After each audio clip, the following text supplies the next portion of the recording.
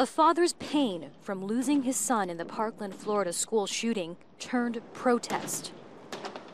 We lost our son on February 14th, and that day we started what we call a life mission.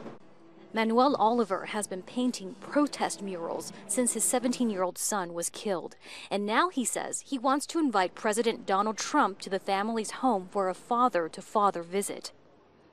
He will see an empty room, very powerful images of my son all around my house. We're still with him. Every single day we wake up, but we cannot listen to his laugh, to his jokes, to his music. There's little chance Trump would accept such an invitation. On Friday, the president basked in the approval of the National Rifle Association, the powerful gun lobby that gave his campaign more than $30 million. Your Second Amendment rights are under siege, but they will never, ever be under siege as long as I'm your president. Trump expressed sympathy for the victims, but has done little to reform gun laws since the Florida shooting that killed 17. That's despite student marches and polls showing that a growing number of Americans, almost 70%, support more gun control. Protesters say they'll show their power in the upcoming midterm elections.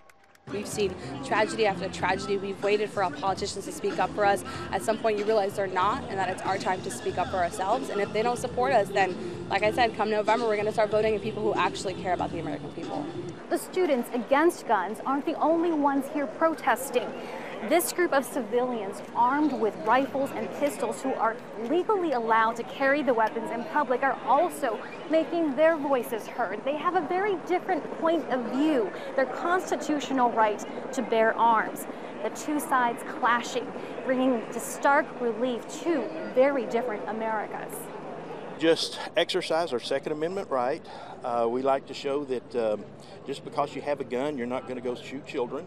But children have been the casualties of gun violence, leaving grieving parents and a divided country in their wake. Heidi, Zhou-Castro, Al Jazeera, Dallas.